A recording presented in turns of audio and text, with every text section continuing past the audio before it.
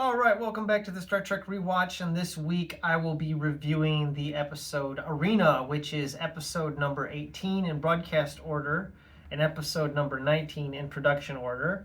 This was filmed in the middle of November of 1966. The writer was Gene L. Kuhn. The story was adapted, it was from a story by Frederick L. Brown. The director was Joseph Pevney, excuse me. Composer Alexander Courage, and the photographic effects were done by the Westheimer Company. As always, I will read the synopsis here from the compendium, interrupting where I see fit. This is going to be a quick one. I don't think I'm going to have a whole lot to say about it. This is a favorite of children, my kids. This is probably their favorite episode of Star Trek. They're both under the age of 10. They always ask me, we want to watch the one with the monster, and they're always talking about this one. It's really this one and Double in the Dark are their two favorites, so it's a favorite of children. Get to see lots of Kirk chop action and some shenanigans. And Mythbusters actually did an episode of Mythbusters where they, unfortunately, they debunked this one. I remember watching it years ago. We'll get into that in a minute. So, Captain Kirk receives a request to visit Cestus 3, a Starfleet base commanded by the friendly and hospitable Commodore Travers. Of course, this is a ruse. He never actually contacted them. It was the Gorn pretending to be Starfleet. Upon arriving, Kirk finds that the base has been completely destroyed. Kirk and his landing party are fired upon by hidden positions by unknown attackers. We have two crewmen deaths here, one of them being a red shirt. When I saw a red shirt was in the party, I was like, yes! We're going to get a red shirt kill. And we did. So two crew members die. And then we have this survivor named Lieutenant Harold, who is the lone survivor of the Cestus personnel. He tells them that the base was destroyed by a sudden merciless attack. And he says that they didn't have time to contact the Enterprise. We find out it was the Gorn that sent the distress signal or sent the message to meet them. It wasn't a distress, but a message to send their best people, right? The call was a trap set by the attackers. Kirk then pursues the enemy spaceship into Metron territory.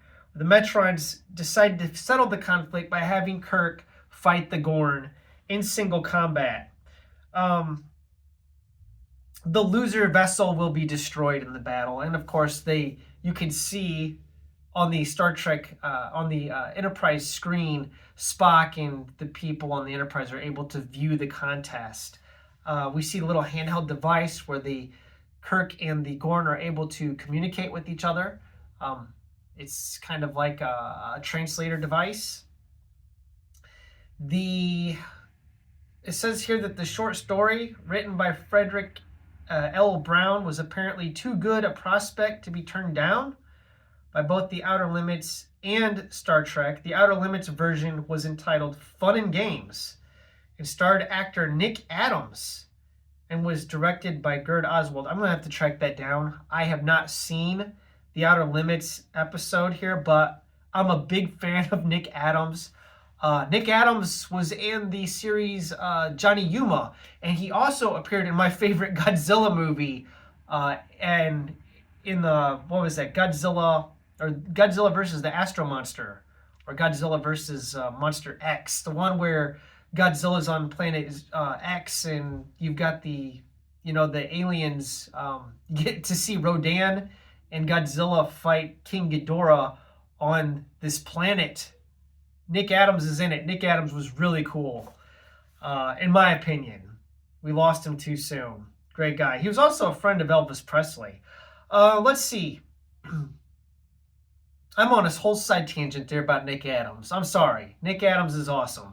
Arena makes us accurately aware that the Enterprise is not always on time to save United Federation Post, UFP, United Federation of Planet Outpost, and that the starship itself is vulnerable.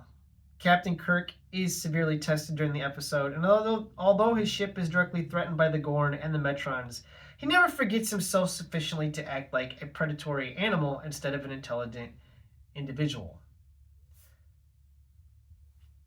I don't know if I'm going to go into all the rest of this synopsis.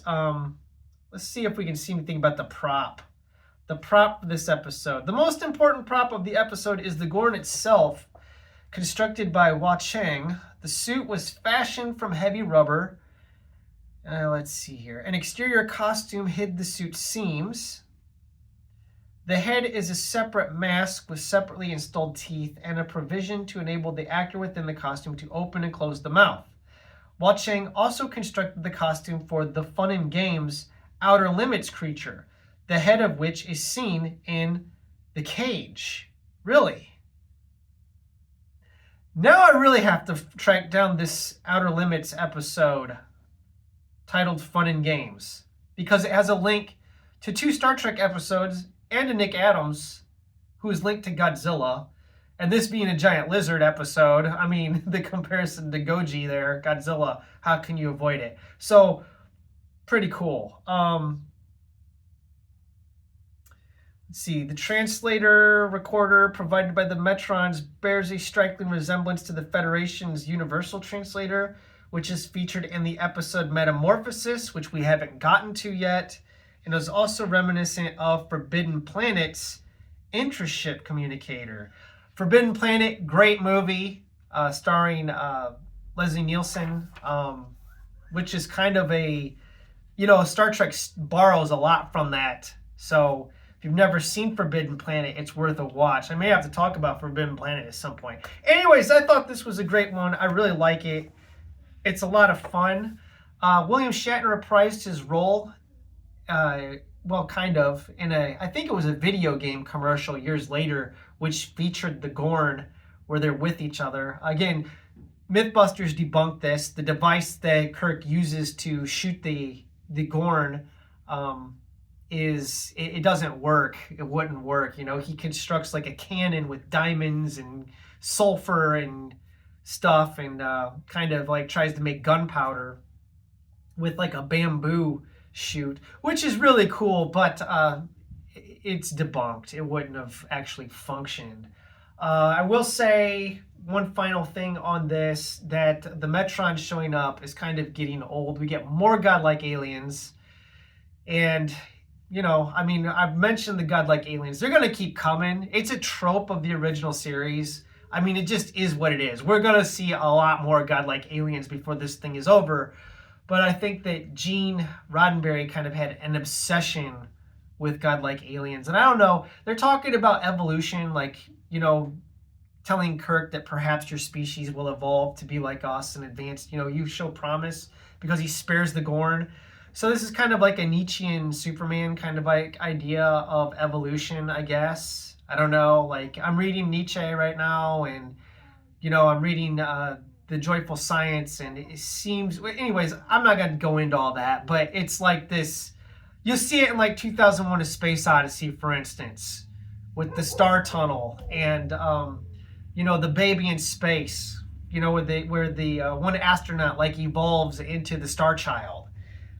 It's really, I don't know, kind of almost like a transhumanist thing or something, but it connects into the whole zeitgeist with superheroes and all that too, I guess. You can look at something like the X-Men and see this idea there about evolved man, homo superior.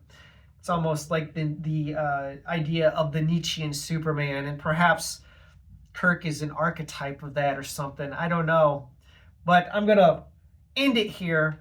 Tell me what you think about this one. I think this one is a lot of fun. And I'm going to have to track down that Outer Limits episode and try to find it, because that sounds really interesting as a point of comparison. Nick Adams. Wow. Anyways, thanks for watching, and have a wonderful day.